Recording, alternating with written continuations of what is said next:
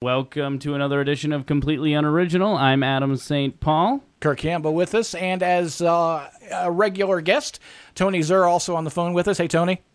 Hey, how's it going, guys? Doing good, man. Good to have you here. This is your place for everything nerd at DakotaBroadcasting.com. We are also on YouTube as well. You can check out our channel. Once again, just Completely Unoriginal. Guys, last couple of weeks we've kind of, even though they've been good shows, we've kind of slugged through them because there hasn't been a ton of news breaking, that really we had major opinions on. We knew that Terminator Genesis was going to be bad and all that kind of stuff. But thank you so much to Comic-Con because there is all sorts of stuff to talk about. And, there were a couple of announcements that we'll obviously get to, but there's some smaller ones that I'm excited for that you guys might have missed, others might have missed, and that they both have to deal with Batman. One of them being that there's going to be a Batman Teenage Mutant Ninja Turtle comic book crossover.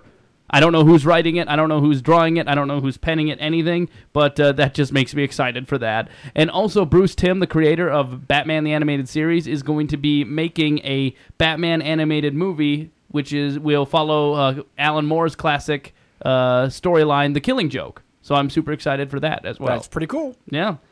Were there any smaller announcements that you guys heard or saw, or Tony, that anything that you want to add before we obviously get into the meat of what Comic-Con had to offer?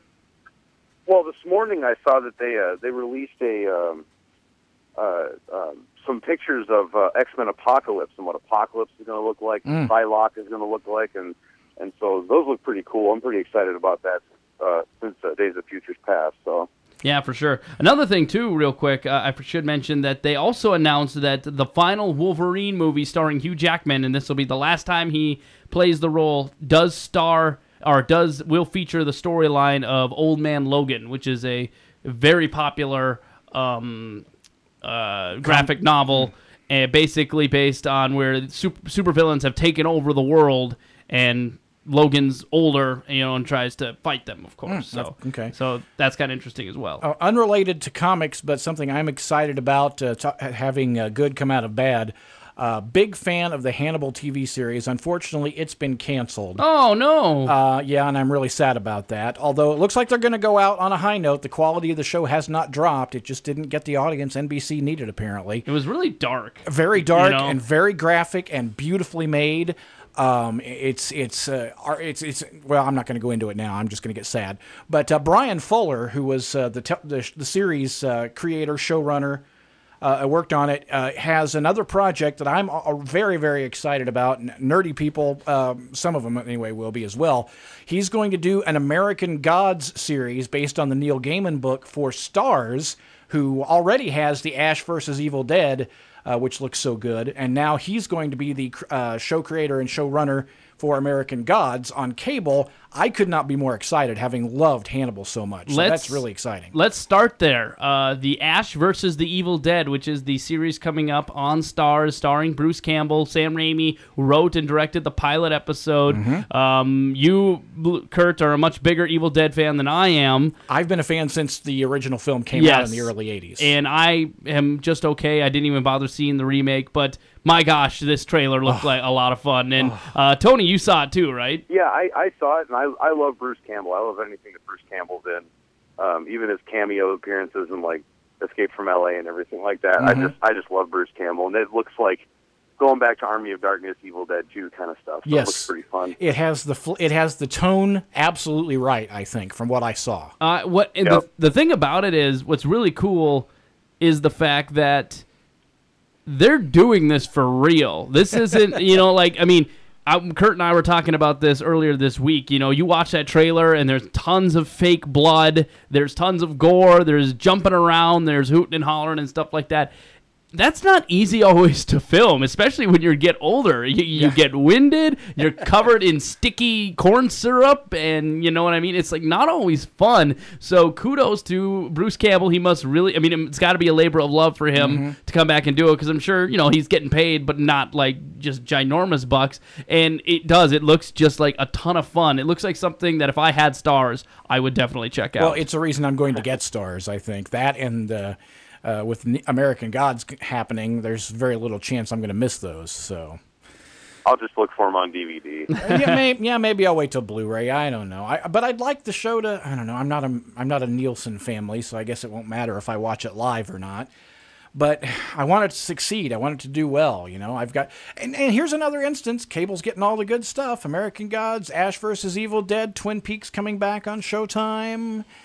We're in the golden age of television, gentlemen. Well, there's no doubt about that. Now, obviously, the big news out of Comic-Con, DC, the winners this year. Yeah. And in, impressive fashion. Now, Marvel has come out and, stated in the past that they wanted to put less emphasis on Comic-Con. They made their big announcement of their slate of films just on any random day that they hosted people, and that doesn't shock me. Thing is, what I've read about Comic-Con has a much more diminishing returns simply because there's so much stuff. It's easy to get lost in the shuffle when you make big announcements at Comic-Con and everything like that. But the big ones, obviously, are the release of the trailer for Batman v Superman and the Suicide Squad. And I think we'll start off with the Suicide Squad.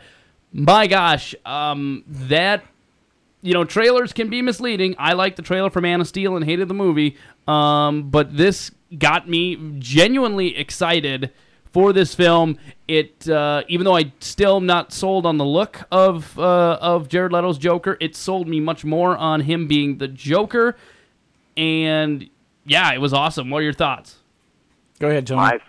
My thoughts on it are, it's the movie itself looks really, really good. I mean, and like you said, trailers can really, really build up something that just lets you down. But I think like I've always said, I think that Will Smith picked a good one here, and I think that we might actually see a little bit, not necessarily stretching acting-wise, but I think we'll see a little different side of Jai Courtney. And I liked his little one line in the trailer, and I think that he might bring a certain little flavor, because everybody just loves to hate him. He's an easy target. He is. He's an easy target. And I think that's gonna help him with his role, just kind of like Robert Downey Jr. being the smug SOB that he is. It just helped him with Tony Stark. Mm-hmm. I think that this is going to help him with Captain Boomerang. Well, he gets to play. He gets to play an Aussie, and he gets to use his Aussie accent. So I'm sure he's probably stoked about that. It was interesting watching the trailer, and naturally, the big thing at the end is the Joker. You hear him laugh slightly, and you hear his line, "I'm not going to kill you. I just want to hurt you really, really bad." That. He did not try to go Ledger, which I'm not shocked that he didn't go with that choice when it comes to acting. But what he struck me as more not a Jack Nicholson character, not the Jack Nicholson Joker, but Jack Torrance when he is full on crazy at the end of The Shining. Do you get what I'm saying? Yeah, I hear it. I mean, I hear what you're saying and everything, and I'm so off and on about him as the Joker in this. It was more maniacal, and it wasn't really. It didn't really strike me. It could have been any kind of movie serial killer, crazy person. Like that's kind of how it struck me. Really? Well, yeah. Okay. I mean, it's not enough to say, oh, that's going to be a great Joker, because that line could have been said from Dexter. Dexter could have said that line. He could have said it exactly how the Joker, how he did it in the trailer there. So I mean, I'm not sold on it yet. I need to see more. And that one line it could have come from Hannibal Lecter.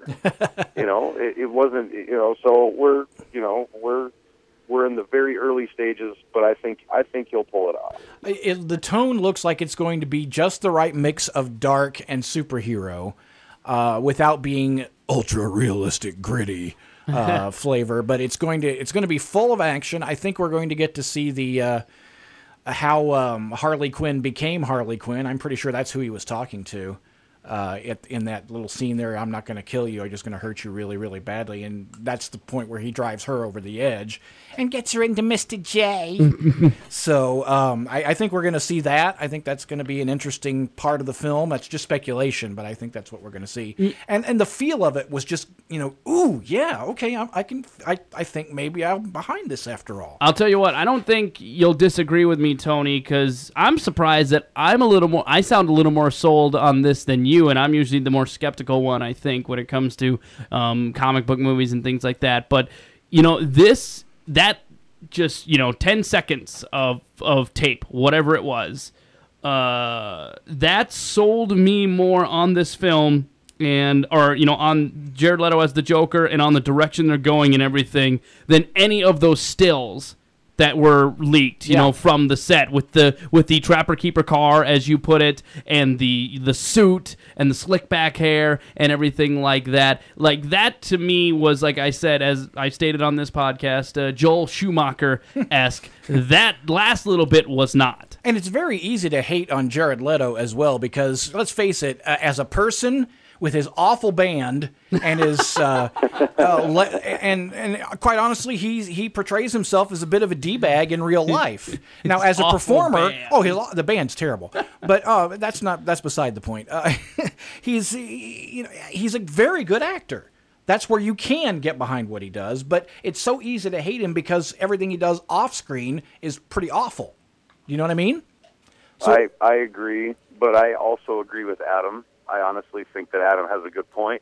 I think that it's better than anything we've seen or anything like that. And I think, I agree with you, Adam. I think that last little bit is the best that we've seen of it yet. So. You know what? You know what's too is crazy is the fact that somebody leaked the trailer for Suicide Squad online. They were at Hall H or wherever they were, and they simply had their cell phone up filming it, and then they leaked that, and that one got distributed around the web and everything like that. Warner Brothers was furious that got leaked. They did not want that trailer out. They did not want, and now they have released the HD trailer, the real thing to the internet, and they did it with a statement that they're not very disappointed that this leaked and this was for Comic-Con fans only and everything like that. See, this is the whole thing here, and it reigns true to what I believe.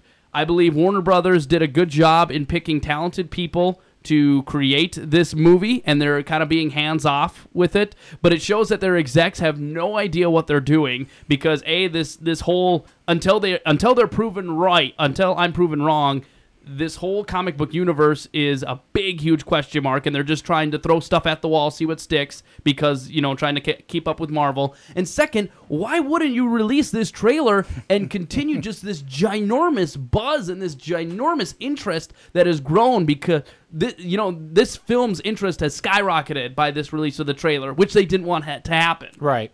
I think I saw it was close to 24 million views. Exactly. For both that and the Batman v Superman trailer. Mm-hmm. Maybe they don't want to peak too soon with interest. Maybe they're afraid by 2016 people are going to be like, oh, yeah, I forgot about that. And how fickle people are. It's true, but... So maybe they just maybe they felt it was too early, or maybe they are completely out of touch. I think they're completely out of touch. I honestly think it's a bait and switch. I think they planned all of it. I think because that video that was not shaky at all or anything like that, I think that they leaked that online to get more people to get into it and to want it and just to have more people aching for it to come out and everything.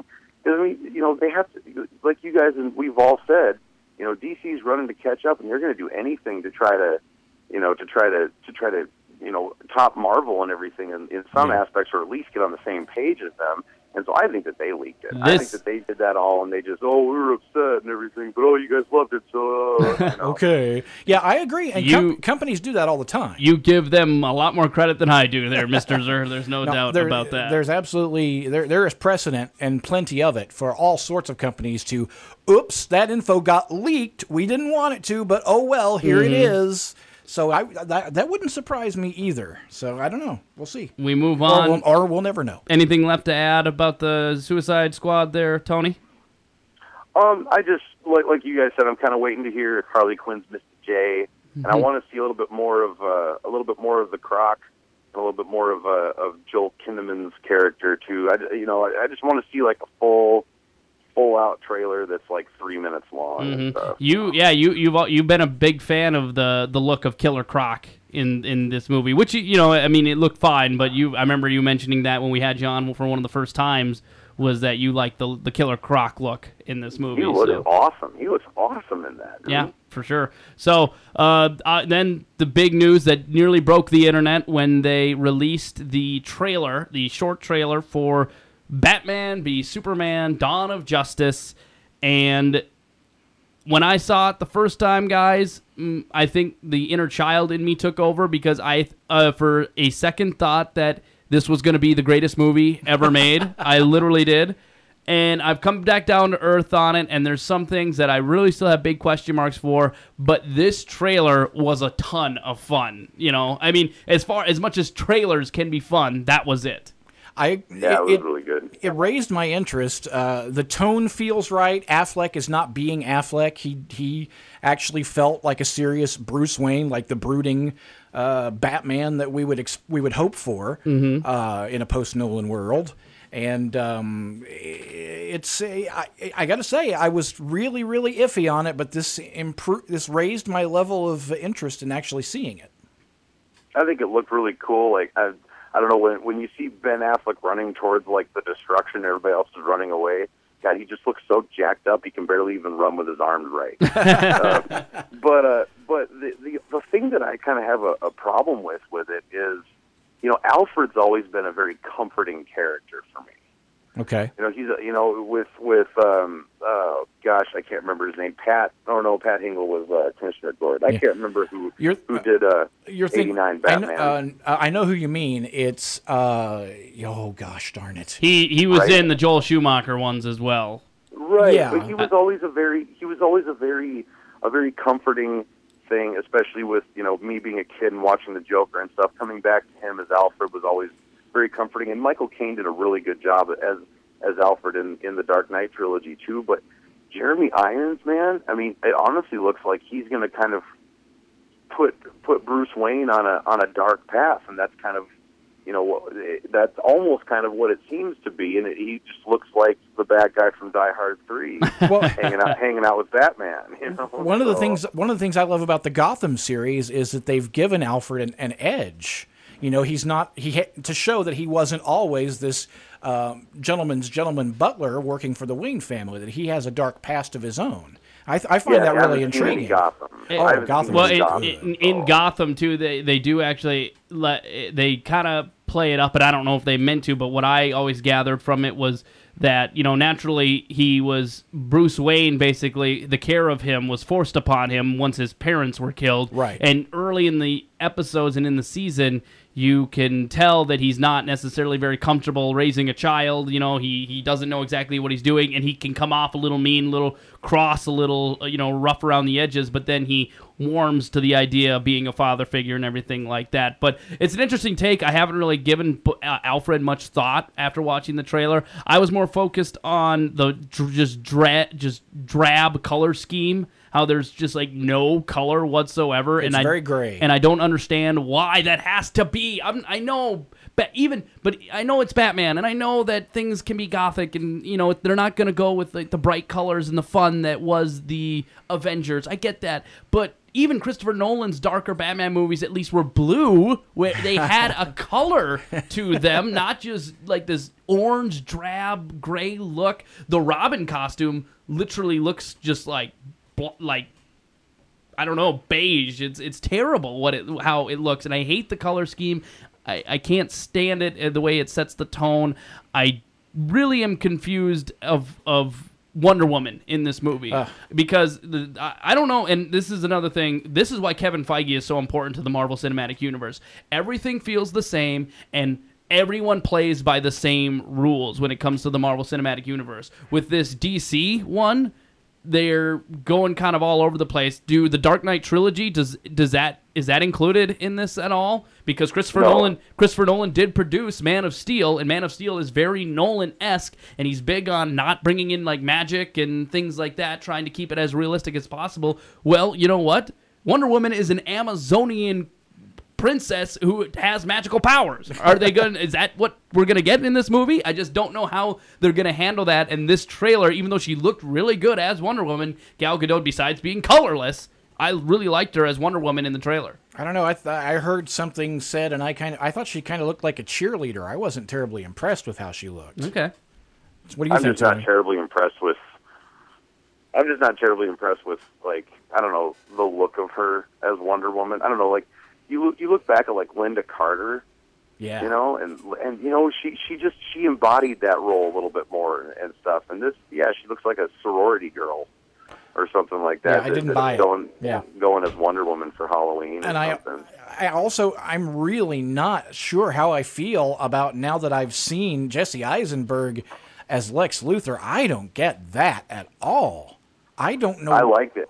I liked it. I don't get it. Oh, when he's like, the red capes are coming. The red capes are coming. Like, seriously, dude, if you kind of look back at Gene Hackman and everything, I can totally see where he's pulling that off. And plus, we need to have, even if he's not a huge part of the movie, we need to have something that's going to bring them together at the end. I suppose, yeah.